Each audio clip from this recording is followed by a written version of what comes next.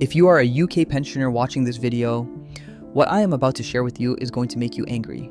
And it should, because there is a document that was published earlier this year that, in plain English, lays out a plan to end the British state pension as we know it, to scrap the triple lock, to replace the entire system with something different, something that the people who designed it have called, with no apparent irony, more flexible and more fair. It did not come from the official treasury. It did not come from the Department for Work and Pensions. It came from the Tony Blair Institute for Global Change, the think tank founded by the former Labour Prime Minister, and the single most influential policy body shaping the current Labour government's thinking on long-term reform. And the man sitting in Downing Street right now, Sir Keir Starmer, has been closer to Tony Blair professionally and politically than any Labour leader in 25 years. This is not a conspiracy theory. This is published material on the public record with the names of the report's authors attached to it. And it deserves to be one of the biggest political stories in Britain. Because if even a portion of what is in this document becomes policy, the entire future of British retirement changes. Let me walk you through what the document actually says. The report is called the Lifespan Fund. Its full title is The Lifespan Fund, Reforming the State Pension for a More Affordable, Flexible, and Fair Future. It was published by the Tony Blair Institute on the 1st of May, 2026, and the foreword and director's commentary makes no attempt to disguise what it is proposing. Tom Smith, the director of economic policy at the Tony Blair Institute, said the following at the launch of the report. I am quoting directly. He said, "Britain's state pension system was built for a different era. We can't keep pouring money into a system that is increasingly unaffordable. Pension spending must be contained, and that means the triple lock cannot continue after the next election. The triple lock cannot continue after the next election." Read that sentence again.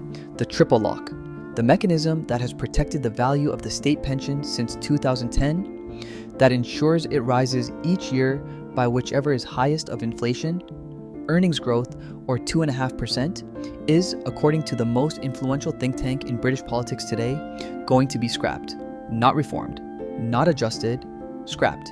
And the body proposing to scrap it has direct, ongoing access to number 10 Downing Street. Now let us talk about what they want to replace it with. Under the Lifespan Fund proposal, the state pension as a universal flat rate benefit would cease to exist.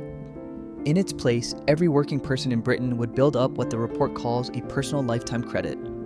You would accumulate credits through paid work, but also through what the report calls other recognized activities, including training, caring responsibilities, and periods of unemployment.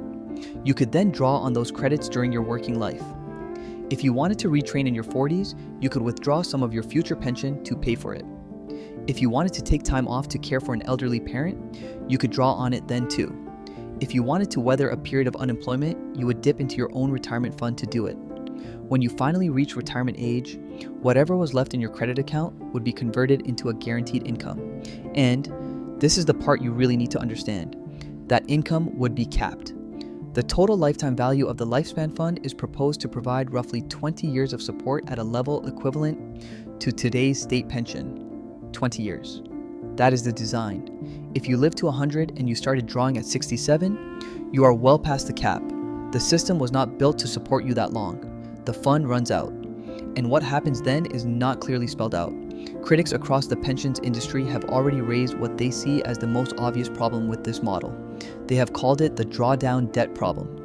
If you use part of your fund during your working years for retraining, for caring, for unemployment, then you have less left for retirement. To rebuild it, you would have to make higher national insurance contributions later in life, which means working longer, which means retiring later, or accepting a smaller retirement income. The model that Tony Blair's think tank is recommending, the model that the Labour government has not ruled out, is one in which the security of a guaranteed state pension is replaced with a complex personal account that you can run dry, that runs out by design, and that pushes responsibility for old age firmly back onto the individual. This is the future being designed for British workers in their 40s and 50s right now. And it is being designed in offices that the Prime Minister visits, by people who advise his ministers, and published in reports that are read carefully inside the Treasury. Now, here's the question many of you watching this will be asking. If I am already a pensioner, if I am already receiving the state pension, does this affect me? The honest answer is, directly, in the short term, probably not.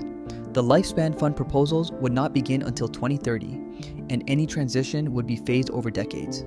The triple lock is still in place for the current parliament. The state pension you are receiving today is safe, but that is not the full answer, because while the long-term project is the lifespan fund, the short-term project is something the government is already doing.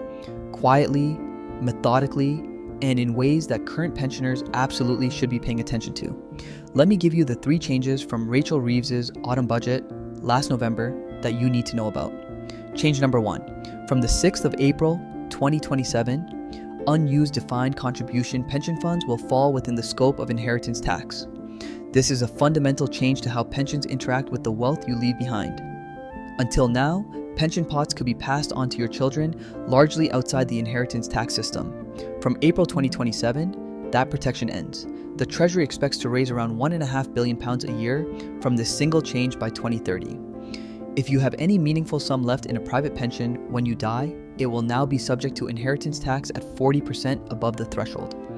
The pensions that millions of British savers spent 40 years building, partly because of the inheritance tax advantage, have just had that advantage removed. Change number 2.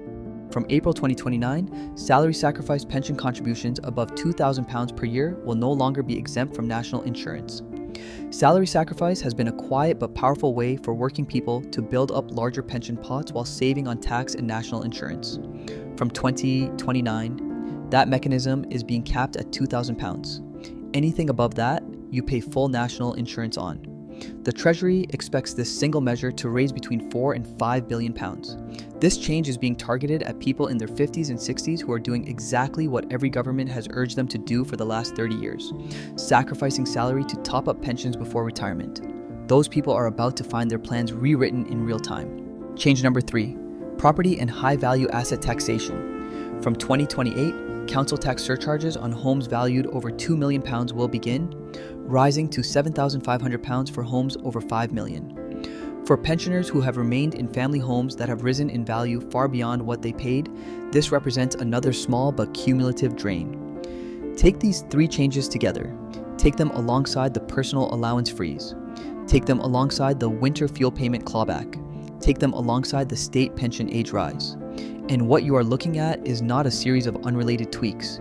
You are looking at a coordinated strategy to gradually shift the entire weight of British public finance onto the shoulders of older citizens with assets, while preparing the ground for a much more radical restructuring of the state pension itself later in the decade.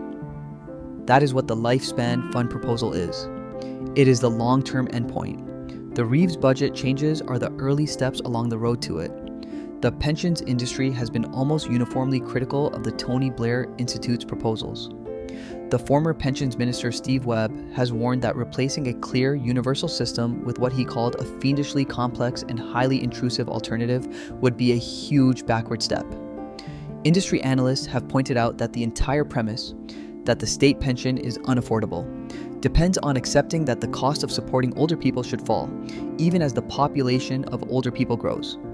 And yet, none of that has dampened the Tony Blair Institute's confidence that this plan is the future.